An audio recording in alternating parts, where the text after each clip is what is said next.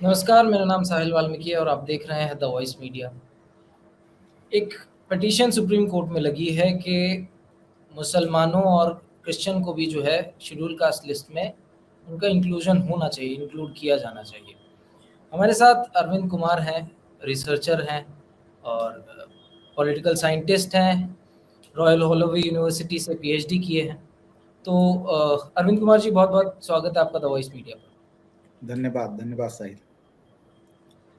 अरविंद जी, मैं पहला सवाल आपसे ये करूँगा कि ये जो बहस है, इसका ओरिजिन आप कहाँ देखते हैं कि ये जो इंक्लूजन की जो डिमांड है, इसका ओरिजिन आप कहाँ देखते हैं? क्योंकि आपने रिसर्च की है इस मामले में पूरी।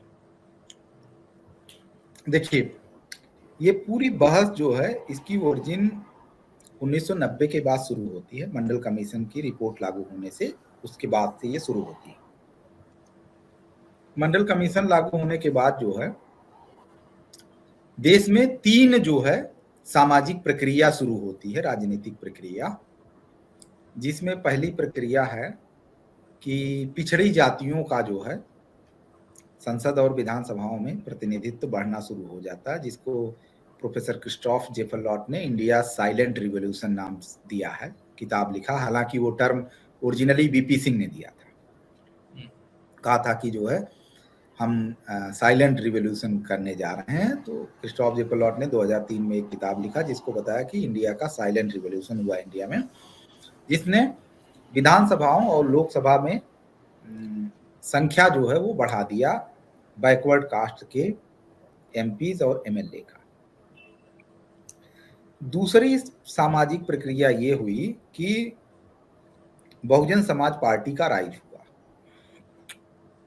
तो बहुजन समाज पार्टी का जब राइज हुआ तो उसमें एक दलित वर्ग जो है उसमें एक असर्टिव तबका खड़ा हुआ, जो कि आपने अगर देखा होगा तो मान्यवर कांसीराम ने किताब लिखा था कि चमचा युग।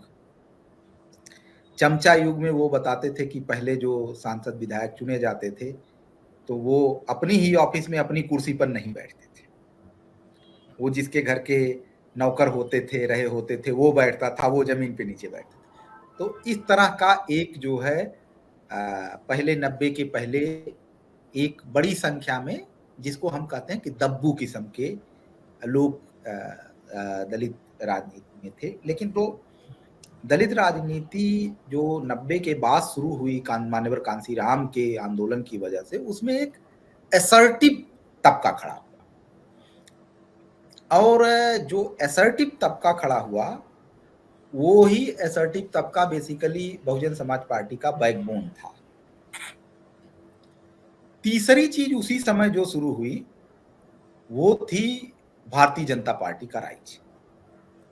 और भारतीय जनता पार्टी जब राइज हुई तो उसने ग्रास रूट को कम्युनलाइज कर दिया, मतलब कि हिंदू मुस्लिम के अराउंड बाइनरी बिल्डअप होना शुरू हो गई। तो इसमें ये तीनों प्रक्रिया होने की वजह से क्या हुआ कि जो मुस्लिम्स का नॉमिनेशन वगैरह था कैंडिडेट के तौर पे, या जैसे देखेंगे गुजरात में बीजेपी ने पूरा मुस्लिम रिप्रेजेंटेशन ही खत्म कर दिया, उत्तर प्रदेश में उसने एक भी सीट नहीं दिया। ये सब मतलब जिसको कहते हैं कि जब ग्रास रूट कम्युनलाइज हो जाता है तो ऐसे में मीन्स पार्टियों ने मुस्लिम कैंडिडेट को नॉमिनेट करने में थोड़ा हिचकिचाहट दिखाना शुरू कर दी, या फिर अगर नॉमिनेट उनको करना ही है तो, या अगर नॉमिनेट कर भी दिया तो बाकी लोगों की तुलना में उनको ज्यादा पैसा खर्च करना पड़ सकता है, क्योंकि आपके अगेंस्ट ज्यादा माहौल है तो आप ज्यादा पैसा खर्च करेंगे, ज्यादा लोगों को कन्विंस करने की कोशिश करेंगे। ये सब हो रहा था। बैकवर्ड कास्ट की अगर आप ये इस चीज को 1980 के दशक में जो भारत की राजनीति पर बड़े स्कॉलर थे जो लिखते थे, वो थे Paul R Brass, North Indian politics पे। तो उन्होंने एक आर्टिकल में लिखा, politicisation of peasantry in North India नाम से एक आर्टिकल है, 1980 में पब्लिश हुई थी जर्नल ऑफ पीजेंट स्टडीज में। उसमें उन्होंने कांग्रेस पार्टी को डिफाइन करते हुए कहा है कि Congress party is collision of extremes. तो कोलिशन ऑफ एक्सट्रीम में उन्होंने कहा कि कांग्रेस पार्टी 3 सामाजिक समूहों को लेकर चलती है, एक ब्राह्मण, दूसरा मुसलमान, तीसरा जो है दलित, शेड्यूल कास्ट। और शेड्यूल कास्ट क्यों? क्योंकि उसके लिए फिक्स नंबर ऑफ रिजर्व सीटें हैं, तो वहां से वो ले लेता है, बाकी आधा ब्राह्मण को आधा मुस्लिम को बांट देता है। ये जो है ये मतलब ये उसका मोटा फार्मूला है, एग्जैक्टली और भी लोग रहे होंगे, लेकिन ये उन्होंने कहा कि ये मोटा मोटा उसका फॉर्मूला है। जब ये बैकवर्ड कास्ट का राइज होना शुरू हो गया तो सीटें जो मतलब थी, जो पहले ब्राह्मण और मुस्लिम में मोटे मोटे तौर पे बांट दी जाती थी, कांग्रेस को भी दबाव में आके वो जगह कम करनी पड़ी, रिड्यूस करनी पड़ी। यही चीज ओबीसी के साथ हुआ कि जब ओबीसी का राइज हुआ तो आप जनरल की ही सीटों पर तो चुनाव लड़ेंगे, तो वहां जो है जैसे जैसे अलग अलग जातियों में जागरूकता हुई वो सीटें बढ़ती चली गई। ऐसे में मुस्लिम्स का की सीट एक तो कम हुई, दूसरे बीजेपी के आने की वजह से कम्युनलाइजेशन हो गया, ग्रास रूट पे आपको अब बहुत ज्यादा मेहनत करना शुरू हो गया इस चीज से। और तीसरी चीज ये है कि दलित जो थे वो ज्यादा एसर्ट करना शुरू कर दिए थे, तो ज्यादा एसर्ट करके वो दोनों ही जातियों के वर्चस्व को चुनौती दे रहे थे। जो ये मध्यवर्गीय किसान जातियां हैं उनको भी चैलेंज कर रहे थे, और जो कांग्रेसी अपर कास्ट था उसको भी चैलेंज कर रहे थे राइज ऑफ दलित पॉलिटिक्स में। ऐसे में 1995-96 के आसपास जो है समाजवादी लोगों का एक धड़ा जो है, जो कि आई थिंक या तो इंद्र कुमार गुजराल की गवर्नमेंट में या एचडी देवगौड़ा की गवर्नमेंट में, इसको कंफर्म कर लीजिएगा, इन्हीं दोनों की सरकार में इन सबका एक रामबाण निकाला गया। और वो रामबाण ये निकाला गया कि कुछ मुसलमानों को उठा के शेड्यूल कास्ट में डाल दो। अगर आप शेड्यूल कास्ट में डाल दोगे तो जो उनका ओबीसी पॉलिटिक्स की राइज होने की वजह से जो उनका शेयर कम हुआ है वो आप कहां से भरपाई कर लोगे? शेड्यूल कास्ट से। और दूसरा आप काम ये कर लोगे कि जो है जो शेड्यूल कास्ट का असर्शन है, जो एग्जिस्टिंग कास्ट असर्ट कर रही हैं, जो हमारे डोमिनेशन को चैलेंज कर रही हैं कि यादव हो गए, कुर्मी हो गए, लोध हो गए, जाट हो गए, प्राइमरली उन दिनों जाट बहुत फोर फ्रंट पे थे, इनके डोमिनेशन को जो चैलेंज करने वाली जातियां हैं आप उनकी भी व्यवस्था कर दोगे, ठिकाने लगा दोगे उनको। ठीक, ये तो रही जो है जनता national front government I think वो थी, उसने ये चीज उसने ये मोटा मोटा फार्मूला सोचा था कि ऐसा हम करेंगे। लेकिन तो वो सरकार चली नहीं बहुत ज्यादा दिन, कोलिशन की गवर्नमेंट थी वो गिर गई। तो फिर जो है ये हो गया कि इन लोगों ने ये डिमांड जो है, ये डिमांड आते आते धीरे धीरे और बढ़ती गई। तो 2000 में आप जानते हैं कि शेड्यूल कास्ट और शेड्यूल ट्राइब से रिलेटेड मामलों के लिए भारत के संविधान में कुछ कुछ जो है प्रोटेक्शन की व्यवस्था की गई थी। ये संविधान सभा की जब बहस हुई थी और उसके पहले बाबा साहब अम्बेडकर वगैरह का जो इंगेजमेंट है ब्रिटिश गवर्नमेंट से, उन सारे प्रक्रिया के तहत वो इवॉल्व हुआ है। तो उसमें एक प्रोविजन ये है कि शेड्यूल कास्ट से जो भी रिलेटेड मामले होंगे वो शेड्यूल कास्ट, आज के समय वो शेड्यूल कास्ट कमीशन है, उस समय कहा गया था कि शेड्यूल कास्ट ऑफिसर होगा, स्पेशल ऑफिसर होगा, वो देखेगा। उसी को बाद में एक्सटेंड करके मॉडिफाई करके कमीशन कर दिया गया, तो कहे शेड्यूल कास्ट कमीशन देखेगा।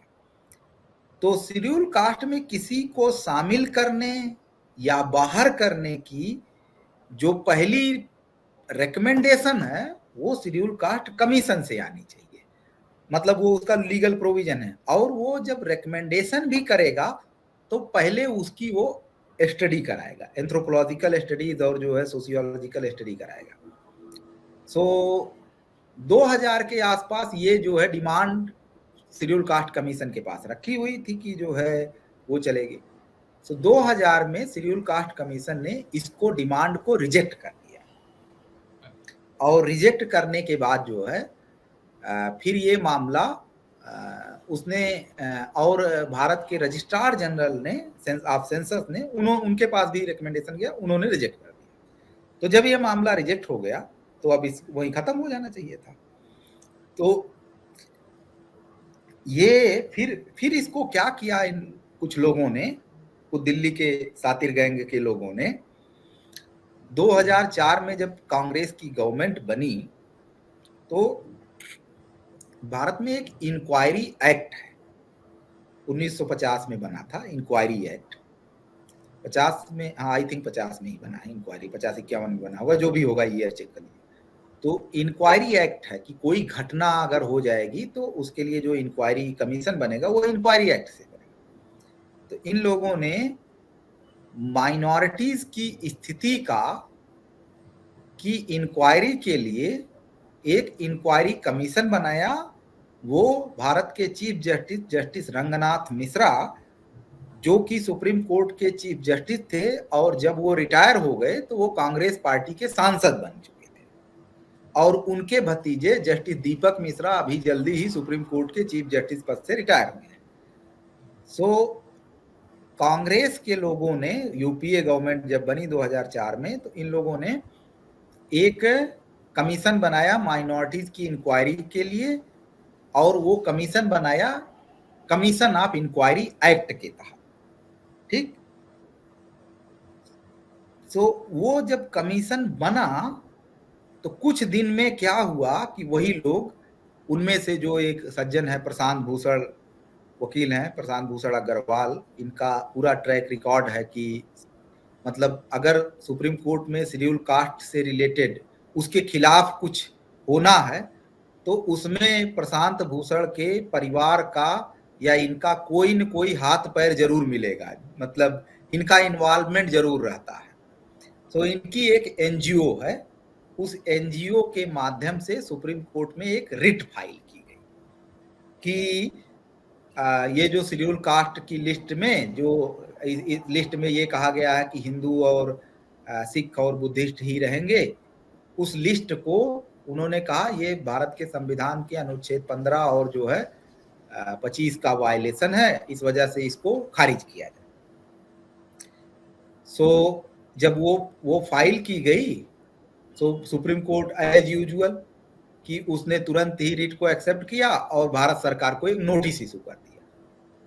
सो भारत सरकार नोटिस में ये भी कह सकती थी कि एससी कमीशन के पास ये पावर है उसकी, और एससी कमीशन और सेंसस कमिश्नर इसको रिजेक्ट कर चुके हैं, वो रिपोर्ट लगा देते।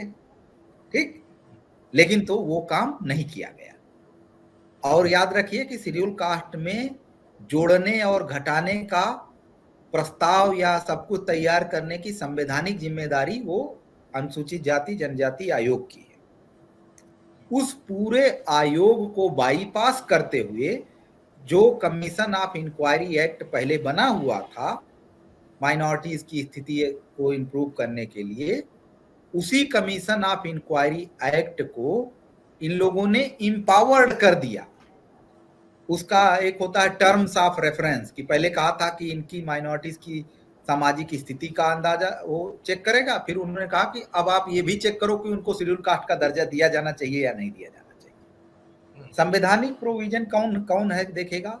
SC ST कमीशन देखेगा, जो पहले ही रिजेक्ट कर चुका था। इसके अंदर की पूरी पॉलिटिक्स ये थी। फिर कमीशन ने अपना इंक्वायरी किया, सारा कुछ किया। इंक्वायरी क्या, खाना पूर्ति किया, इंक्वायरी नहीं हुई थी। दिल्ली में जो है इंडियन सोशल इंस्टीट्यूट में एक मीटिंग बुलाया था, और जो है मीटिंग तो नाम मात्र के लिए ही बुलाई गई थी। और मैंने पूछा अभी जल्दी कुछ प्रोफेसरों से, कि शेड्यूल कास्ट के प्रोफेसरों से, कि आप लोग गए थे क्या कमीशन के सामने? तो उन्होंने कहा नहीं, वो तो केवल खाना पूर्ति थी कि जो है इंक्वायरी होना है तो मतलब पब्लिक हियरिंग है तो खाना पूर्ति के लिए बुला लिया गया, आ जाओ। और जैसे ही आप बोलने गए तो कहे हाँ हाँ चलो बैठ जाओ, हो गया, ये तुम्हारा हो गया। ठीक, तो इस तरीके से उसकी एक रिपोर्ट बनाई गई और फिर रिपोर्ट बना के दे दिया गया। रिपोर्ट में कहा गया कि भारत के संविधान निर्माताओं ने, मैंने उस कमीशन की इंक्वायरी का वो करते हुए एक आर्टिकल लिखा है जो studies in Indian politics journal of south Asia research में पब्लिश हुआ है।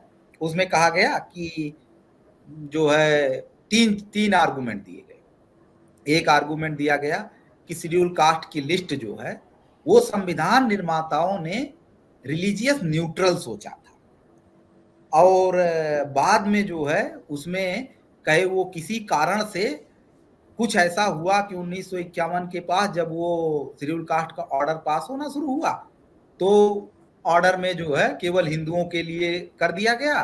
फिर 1956 में कहे उन्होंने किसी कारण से अमेंडमेंट करके उसमें सिखों को शामिल कर दिया गया, और 1990 में बौद्धों को शामिल कर दिया गया। और ऐसे ऐसे करके उन्होंने अपना जो भी उल्टा सीधा लिखना था पूरी रिपोर्ट लिख के दे दिया। जब रिपोर्ट लिख के दिया गया तो उसकी सेक्रेटरी जो थी वो आईएएस ऑफिसर थी आशा दास, और आशा दास ने रिपोर्ट पर आपत्ति पद लेटर लगा दिया जिसको कहते हैं डिसेंट नोट। और आशा दास ने जब उस पर डिसेंट नोट लगा दिया तो वो हंगामा खड़ा हो गया फिर कि जो है पूरा का पूरा जो इसको कहते हैं कि प्लान जो था वो आशा दास ने चौपट कर दिया। और जब रिपोर्ट सबमिट हुई तो संसद में बीजेपी वगैरह ने हंगामा किया कि जो है ये क्या फर्जी तरीके से वो हो गया है। सो फाइनली क्या हुआ कि जब ये सब हंगामा हो गया तो गवर्नमेंट ने रिपोर्ट को रिजेक्ट कर दिया। ठीक, फिर ये मामला अभी जल्दी ही, हाँ, फिर 2011 ओरा के आसपास जो है जब वो गवर्नमेंट जाने वाली थी यूपीए गवर्नमेंट, तो इन लोगों ने बूटा सिंह को चेयरमैन बनाया था एससी कमीशन का, और बूटा सिंह से जो है अपना जो भी कुछ होता है कि दबाव वबाव डाल के उनको एक रिकमेंडेशन लेटर लिखवाने की कोशिश किया। तो बूटा सिंह ने कह दिया कि आप जो है शेड्यूल कास्ट का रिजर्वेशन बढ़ा के शामिल कर दो, और उन्होंने कहा कि स्टडी एंथ्रोपोलॉजिकल स्टडी कराना पड़ेगा, बिना उसके नहीं होगा। तो फिर मंत्रालय ने जो है सामाजिक न्याय मंत्रालय ने बूटा वो उस कमीशन की रिपोर्ट को रिजेक्ट कर दिया। ये तो हुआ है हिस्टोरिकली। फिर अभी जो है कुछ दिन पहले इस पर सुप्रीम कोर्ट ने दोबारा से वो जो पिटीशन प्रशांत भूषण ने फाइल किया था उस पिटीशन पर फिर से इंक्वायरी करना शुरू किया, और मतलब हियरिंग करना शुरू किया। और जब पिटीशन पर हियरिंग करना शुरू किया तो मीन्स फिर ये गवर्नमेंट ने, चूंकि कमीशन की उसकी रिपोर्ट रंगनाथ मिश्रा कमीशन की रिपोर्ट जो है गवर्नमेंट एक बार रिजेक्ट कर ही चुकी है, तो इन्होंने एक दूसरा कमीशन बनाया जस्टिस केजी बालाकृष्णन की अध्यक्षता में, और सुप्रीम कोर्ट से कहा कि हम कमीशन बनवा के इंक्वायरी कर रहे हैं, लेकिन सुप्रीम कोर्ट ने कहा कि नहीं जो है हम हियरिंग जारी रखेंगे इस पर। सो हियरिंग जो है उसकी सुप्रीम कोर्ट में चल रही। इस दौरान जो है एक और घटना हुई, वो थी समीर वानखेड़े जो है, एक आप जानते हैं कि एनसीबी के ऑफिसर थे जो जिनका कास्ट सर्टिफिकेट को लेकर विवाद हुआ। ये हुआ कि वो मुस्लिम हैं और शेड्यूल कास्ट हैं। तो समीर वानखेड़े की केस में जब आई तो जो सीनियर जर्नलिस्ट दिलीप मंडल जी ने इसको लेकर एक आर्टिकल लिखा, और उन्होंने कहा कि जो है समीर वानखेड़े एक हिस्टोरिकल गलती के, उन्होंने रंगनाथ मिश्रा कमीशन की रिपोर्ट पढ़ा, और जैसे जैसे लिखा हुआ था तो रंगनाथ मिश्रा कमीशन की रिपोर्ट को उन्होंने पढ़ते हुए उसी के आधार पर जो है एक आर्टिकल लिखा द प्रिंट में। और वो आर्टिकल जब मेरे निगाह में आया तो मैंने उस आर्टिकल को पर आपत्ति दर्ज किया, और मैंने कहा कि मैं इसमें जो दावे हैं मैं उसको चेक करूंगा। सो मैंने जो है कुछ दावों को उस समय चेक किया, और वो दावे फर्जी थे कि जैसे कि शेड्यूल कास्ट की लिस्ट जो है, पहला दावा ये था कि शेड्यूल कास्ट की लिस्ट, क्योंकि शेड्यूल कास्ट की लिस्ट सबसे पहले 1931 में बनना शुरू हुई थी डिप्रेस्ड क्लास की लिस्ट नाम से। सो हमने जब उन दावों को चेक किया तो उस समय कुछ चीजें फर्जी पाई गई, और फिर मुझे ये समझ में आया कि उसको लेकर एक सोशल मीडिया पर उन दिनों डिबेट चल रहा था।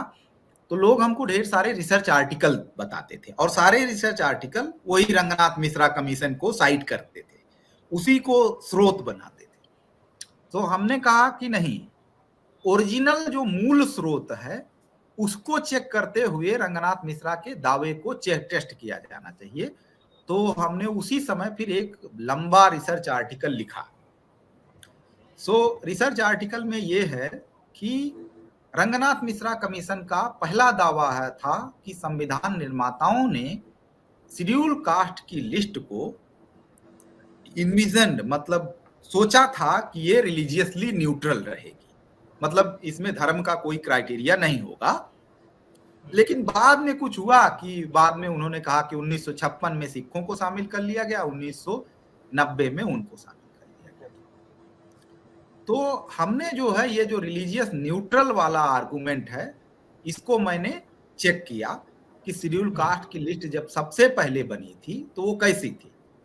1935 में शेड्यूल कास्ट की लिस्ट पहले जो है गवर्नमेंट ऑफ इंडिया एक्ट में 1935 में उसका जिक्र आया था, और 1936 में शेड्यूल कास्ट की लिस्ट का ऑर्डर पास हुआ था, जिसमें क्लियरली लिखा हुआ था कि no Christian shall be included in the schedule caste. Arvind ji, इसी के साथ मैं एक सेकंड रोकूंगा आपको कि इसी के साथ हम अगला सवाल ले लेते हैं। तो अभी जो ये बहस चल रही है अरविंद जी, मैं आपसे जानना चाहूँगा कि आपका एक बहुत ही वोकल स्टैंड रहा है इस पर और आप विरोध में लिख रहे हैं इसके।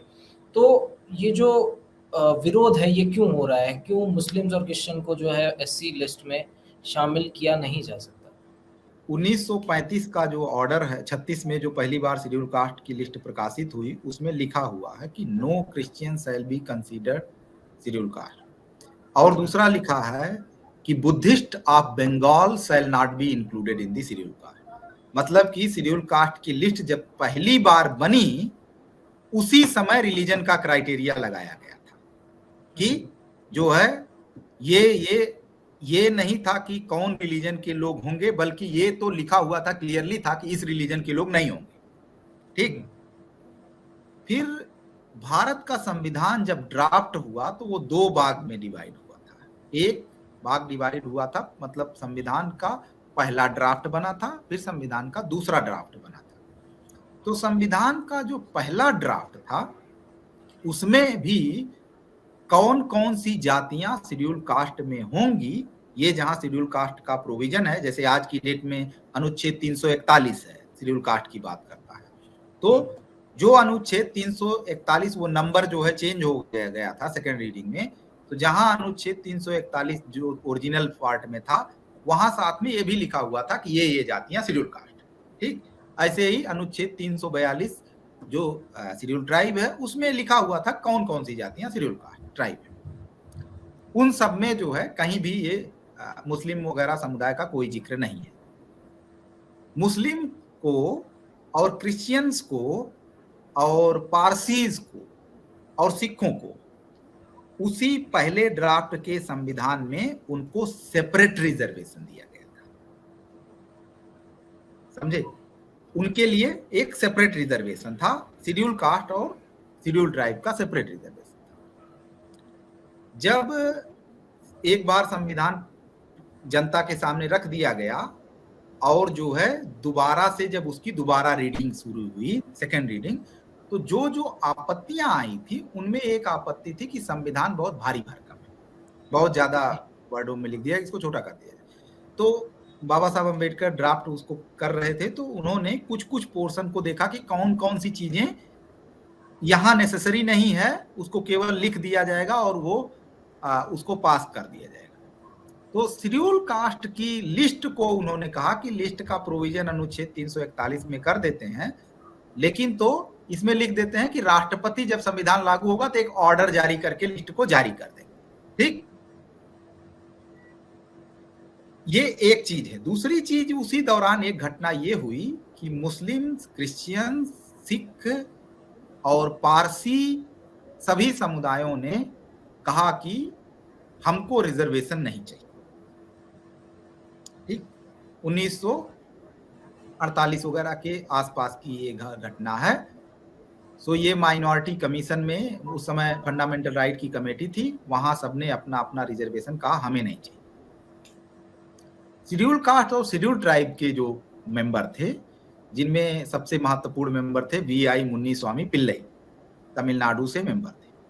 उन्होंने कहा कि हमें तो चाहिए, ठीक। सो इस तरीके से उन्होंने कहा कि शेड्यूल कास्ट को रिजर्वेशन चाहिए, और ये जो है इस प्रकार जो है ठीक वो उसमें प्रोविजन कर दिया गया कि ठीक है, शेड्यूल कास्ट का रिजर्वेशन कंटिन्यू रखा जाएगा। 10 साल बाद इनकी स्थिति इवेल्युएट की जाएगी, कमीशन इवेल्युएट करेगा, रिपोर्ट देगा और देखेगा कि कितनी स्थिति इंप्रूव हुई, उसी के अकॉर्डिंग आगे बढ़ाते चले जाएंगे।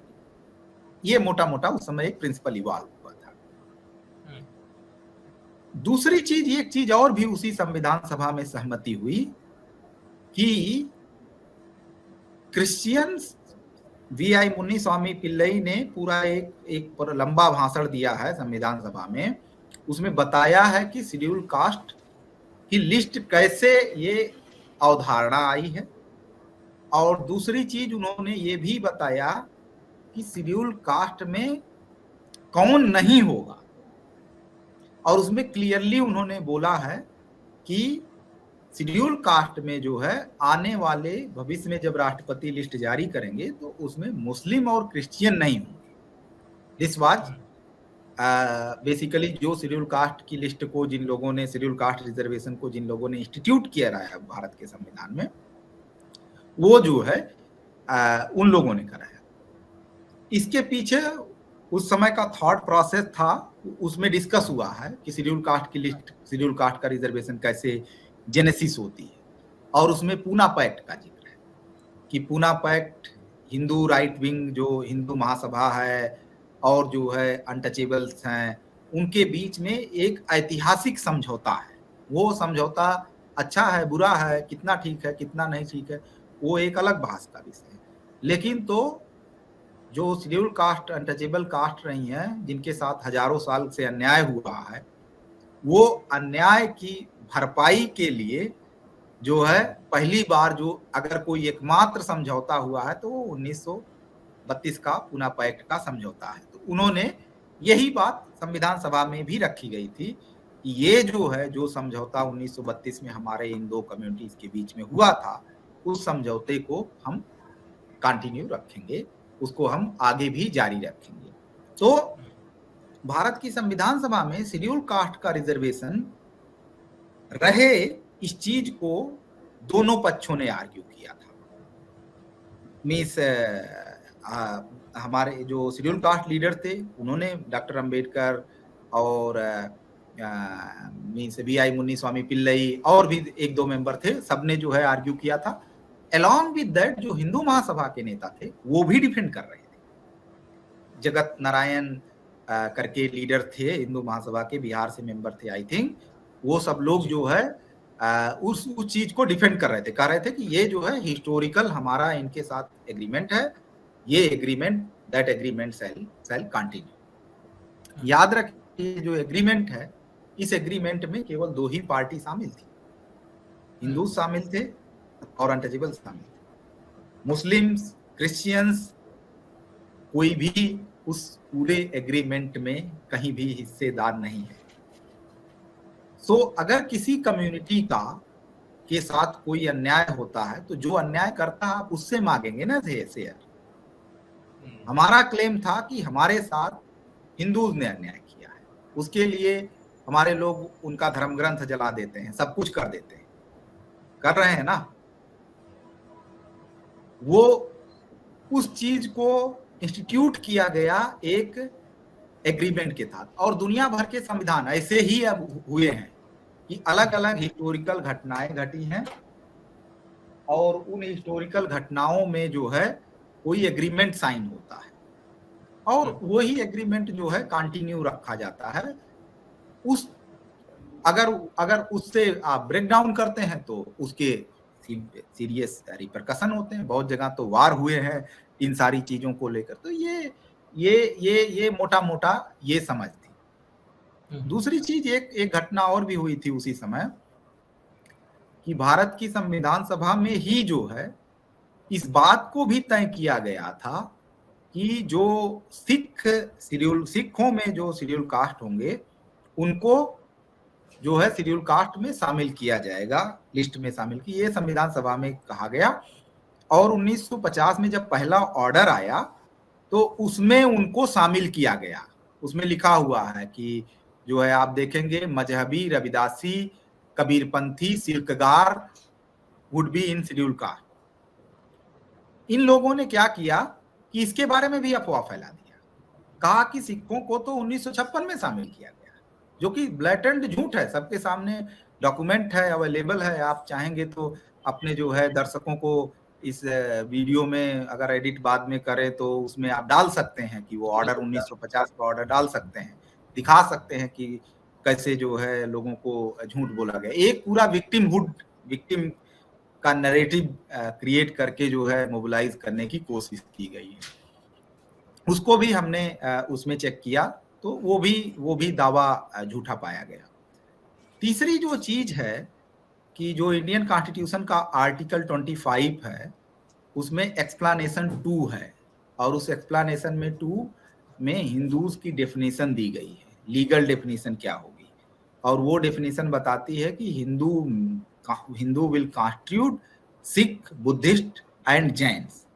तो ये चारों रिलीजन मिला के जो है तब वो हिंदू का डेफिनेशन बनती है, क्योंकि उन्होंने उसकी एंशियंट जो डेफिनेशन है हिंदू की वो वहां से लिया है, जो कि टेरिटोरियल थी, बिलीफ सिस्टम पे नहीं थी। अगर आप जो है सिंधु नदी के इस पार रहने वाले सबको हिंदू ही कहा जाता था। वो चाहे आप क्लासिकल मतलब पुराने बुद्धिस्ट टेक्स्ट में भी देखेंगे, वो यहाँ के बुद्धिस्ट को वो मतलब जो इधर रहने वाले थे सबको वो हिंदू के तौर पर ही रिप्रेजेंट करते थे। तो इस वजह से जो है ये जो पूरा का पूरा आर्गुमेंट इन लोगों ने खड़ा किया था वो पूरी तरीके से मुझको पूरा फ्रॉड लगा, और फ्रॉड और सर्टेन मोटिवेटेड मैंने आपको बताया है कि 90 के बाद क्या सामाजिक राजनीतिक प्रोसेसेस चल रही थी जिसकी वजह से जो है ये पूरा डिमांड राइज हुआ। सो मुझे जो दिखाई दिया कि ये पूरी की पूरी एक कोशिश है कि शेड्यूल कास्ट के लोगों को दोबारा से दबा दिया जाए, जो इनकी ग्रोथ है और जो प्रोग्रेस है जिस चीज की वजह से हो रही है उसी को छीन लिया। अगर वही छीन लेंगे आप तो सारी समस्या का समाधान, सबकी समस्या का समाधान हो जाएगा। तो that's why I opposed this.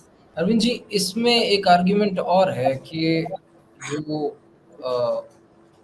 Christians और मुस्लिम्स हैं वो ये कह रहे हैं कि जब ये सब डिसाइड हो रहा था तो जो हमारे राइट्स के लिए जो बातें कही जानी थी वहाँ पर उसमें हमारा रिप्रेजेंटेशन नहीं था, तो कोई और हमारे फैसले जो है वो ये बहस है। तो इस पर आपका क्या? बिल्कुल ये सब जो है ये सारा जो है ये पूरा एक झूठ फैलाया गया जो है वो है कि जो है आइडियल सिचुएशन अगर माने तो हर व्यक्ति का रिप्रेजेंटेशन खुद ही होना चाहिए। आइडियल रिप्रेजेंटेशन की सिचुएशन है कि हर व्यक्ति का रिप्रेजेंटेशन खुद ही होना चाहिए। अगर उनका रिप्रेजेंटेशन नहीं था तब भी उनको ये राइट नहीं मिल जाता है कि वो हमारे राइट्स में से मांग करें। समझ रहे हैं? किसी समुदाय का रिप्रेजेंटेशन नहीं था तो वो अपने लिए सेपरेट रिप्रेजेंटेशन मांग सकता है, उसका ये क्लेम तो बनता है, लेकिन वो ये क्लेम नहीं बनता है कि हम नहीं थे तो हम आप में मांगेंगे। हमने आपको रोका था कि आप मत आइएगा। किसने मना किया था? भारत में दलित आंदोलन जो है वो बाद में शुरू हुआ था, पसमानदा आंदोलन पहले शुरू हुआ था। दलित आंदोलन 1917 में बाबा साहब अम्बेडकर के बाद आने से शुरू होता है, पसमानदा आंदोलन 1913 के आसपास से शुरू। उसने जो है अपने आप को क्लेम किया कि वो अरब ओरिजिन के लोग हैं, और ये पूरा एक सेटल्ड झूठ है जो फैलाया गया। उन लोगों ने कांग्रेस पार्टी को समर्थन किया था, कांग्रेस पार्टी को समर्थन किया था। हमारे जो लीडर्स थे, शेड्यूल कास्ट लीडर्स थे, उनके साथ कोई एंगेजमेंट नहीं है। एक भी कोई जो है कोई इंगेजमेंट का कहीं कोई जो है मुझे ट्रेस नहीं दिखाई देता। मैंने इन्हीं लोगों को, जो आज ये लोग कह रहे हैं कि हमारे लीडर्स जो है नहीं थे, इन्हीं लोगों को ये कहते हुए सुना है कि ये लोग हमारे सामने ही कहे कि जो है हमारे लीडरों ने गलती किया कि वो कांग्रेस के साथ खड़े हुए, वो इस वाली धारा के साथ नहीं खड़े हुए। तो उसमें हमारी क्या गलती है? बिल्कुल। और अगर अरुण जी, किसी कम्युनिटी को लगता है कि जो है कि चीजें रिवाइज होनी चाहिए, तो वो रिवीजन का डिमांड कर सकती है। वो तो आरएसएस भी कहता है कि हमारे लोग भारत के संविधान सभा में नहीं थे तो हम रिवाइज करेंगे, तो उसमें किसी को कोई दिक्कत नहीं होनी चाहिए। अगर आर्गुमेंट ये है कि जो है हमारे लोग संविधान सभा में नहीं थे तो हम उसके रिकमेंडेशन को नहीं मानेंगे, वेल टेकन है।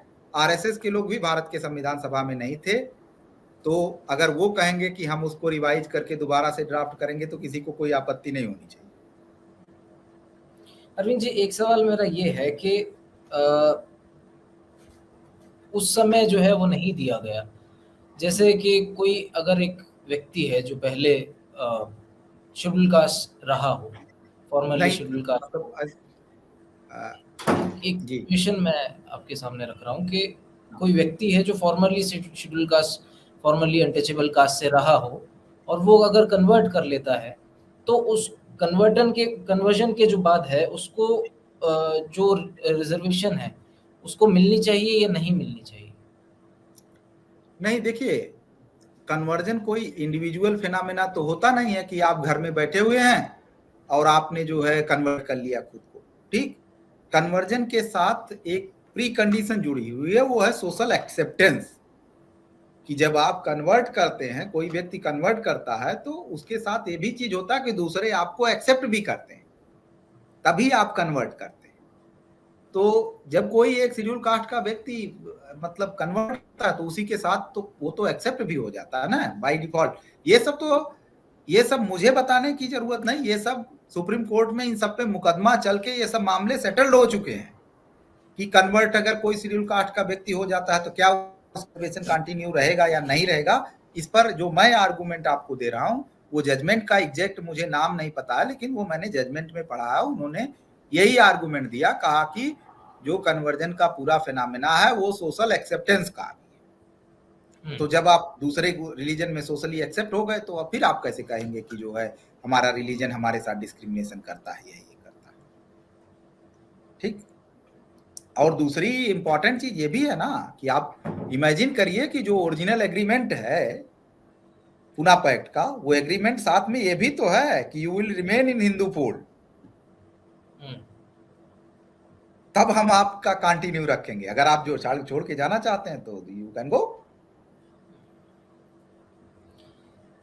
अरविंद जी, एक बात और मैं जानना चाहूँगा आपसे कि ये जो पूरी बहस है, ये आपको क्या लगता है कि क्या नाम है, एजुकेशन और जॉब में रिप्रेजेंटेशन की बहस है, या फिर ये बहस मतलब किस चीज़ कतई के बारे नहीं, में? ये कतई नहीं, एजुकेशन और जॉब की बहस है ही नहीं, क्योंकि जो है ऑलरेडी ओबीसी रिजर्वेशन की कैटेगरी में ये सारे लोग शामिल हैं। और ये भी उस समय भी इंडियन कॉन्स्टिट्यूशन असेंबली में ये डिबेट हुआ था, ये भी बता रहा हूँ, ये भी उस समय डिबेट हुआ था। और उस समय कहा गया था कि ये जो सारे सोशल ग्रुप बचेंगे एक्स अनटचेबल्स के अलावा, उनको जो है एक सेपरेट बैकवर्ड क्लासेस की कैटेगरी बना के जो है उसमें एजुकेशन और उसमें रिप्रेजेंटेशन दिया जाएगा, ये जो है उस समय तय हुआ था। और ये जो अभी की जो डिमांड है 90s से मिड 90s से शुरू हुई है, इसका एजुकेशन और उससे रिप्रेजेंटेशन का कोई मतलब नहीं है। इससे सिर्फ और सिर्फ मतलब है, बाकी केवल जो है मोरल बहाने हैं, नैतिक बहाने हैं, लोगों को उलझाने के लिए इमोशनल और तमाम तरीके के ड्रामे किए जाते हैं, वो हैं। और ओरिजिनल केवल ये है कि रिजर्व शेड्यूल कास्ट की रिजर्व कॉन्स्टिट्यूएंसीज को छीनना, उसको कैप्चर करना और इनकी पॉलिटिक्स को, इनकी प्रोग्रेस को पुश करना, नीचे पुश करना, ताकि समाज के जो ये निचले तबके के तौर पर पहचाने जाते थे वो निचले तबके के तौर पर बने रहे। अरविंद जी, आपको क्या लगता है कि जो अभी पार्टी है बीजेपी अगर हम बात करें कि उसका क्या स्टैंड रहेगा इस पर? क्या वो इसके समर्थन में आएँगे या विरोध में जाएँगे? आपको क्या लगता है? आपके नहीं, फिलहाल तो जो है गवर्नमेंट ऑफ इंडिया ने, चूंकि वो गवर्नमेंट ऑफ इंडिया का लॉ है तो गवर्नमेंट ऑफ इंडिया डिफेंड कर रही है। वो गवर्नमेंट ऑफ इंडिया डिफेंड कर रही है और उसको जो है उसने वहां पर सुप्रीम कोर्ट में इन लोगों का जो पिटीशन है उसके खिलाफ स्टैंड लिया है, एफिडेविट फाइल किया है। और अगले एक सप्ताह में जो शेड्यूल कास्ट के लोग भी हैं, कुछ बड़े एक्टिविस्ट जो हैं, जिसमें सुप्रीम कोर्ट के एडवोकेट नितिन मेश्राम जी हैं और सुमित नस्कर हैं, असिस्टेंट प्रोफेसर हैं जो है जादवपुर यूनिवर्सिटी में, फिर सूरज बौद्ध हैं जो सोशल एक्टिविस्ट हैं, और भी एक दो चार पांच लोग, ढेर सारे लोग अपना उसमें लगे हुए हैं। उन लोगों ने मुझको बताया है कि उन्होंने अनाउंस भी किया है, नितिन मेश्राम जी ने अनाउंस भी किया है कि वो जो है मतलब शेड्यूल कास्ट की तरफ से वो पिटिशनर बनेंगे इस पूरे मुद्दे में। तो आने वाले 2-4 दिनों में जो है हो सकता है आपको ये न्यूज मिले कि जो है वो इस पर पिटिशन फाइल करें सेपरेट, जो है अलग से वो इसको डिफेंड करने के लिए, क्योंकि इसको जो है गवर्नमेंट ऑफ इंडिया के भरोसे ही नहीं छोड़ा जा सकता है डिफेंस करने के लिए। इसको जो है खुद भी शेड्यूल कास्ट के लोगों को अपने राइट्स के लिए लड़ना सीखना होगा, उसको डिफेंड करना सीखना होगा। तो वो लोग कर रहे हैं, वो 1-2 दिन में वो आप लोगों को सूचना मिल जाएगी उसके बारे में। अरविंद जी, एक आखिरी सवाल है मेरा कि ये जो डिमांड है इंक्लूजन की एससी लिस्ट में, इसके रिपरकशंस क्या देखते हैं आप? देखिए, एक चीज तो मेरा मानना है कि चूंकि ये पूरी तरीके से झूठ पे टिकी हुई है और सेल्फ विक्टिमाइजेशन पे टिकी हुई है, इसका कोई कानूनी बेसिस नहीं है। ये सारी चीजें भारत के संविधान सभा द्वारा सेटल की गई चीजें थी, जिसको लोग जबरदस्ती जो है कोर्ट के माध्यम से इसको उसको खुलवाने की कोशिश कर रहे हैं। देखिए, अगर जो है मीन्स मेरा समझ है कि हर जगह कोर्ट को इंटरवेन नहीं करना चाहिए। पॉलिटिकल चीजें, जो पॉलिटिकल झगड़े होते हैं समुदायों के बीच में, वो कुछ एग्रीमेंट के, हिस्टोरिकल एग्रीमेंट्स वगैरह के तहत सुलझे हुए होते हैं। आप देख रहे हैं कि मणिपुर में एक जज की बेवकूफ़ी की वजह से कितना बड़ा जो है वहाँ क्लैश हो गया दो कम्युनिटीज के बीच में। वो केवल यही मामला है कि हिस्टोरिकल जो है एग्रीमेंट है, उस एग्रीमेंट को आपने तोड़ने की कोशिश किया। अब वैसे ही शेड्यूल कास्ट के साथ भी है, लेकिन कोशिश ये की जा रही है कि जो है इसकी पॉलिटिक्स को खत्म करना। मीन्स शेड्यूल कास्ट की जो एक इंडिपेंडेंट और असर्टिव वॉइस है, इसको खत्म करके इसको दोबारा से समाज के सबसे निचले पायदान पे भेजना। मैं हमेशा इस बात को कहता हूं कि जो पूरी दुनिया में शेड्यूल कास्ट के लोगों के पास अगर कुछ है तो वो सिर्फ 15% रिजर्वेशन है।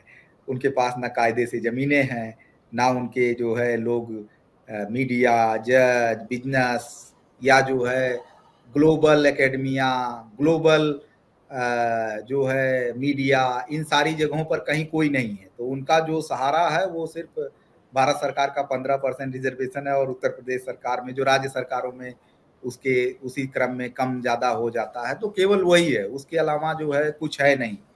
और बेसिकली हो सकता है कि आपको कम्युनिटी एजुकेशनल में थोड़ा सा पावरफुल दिखाई दे, ठीक है।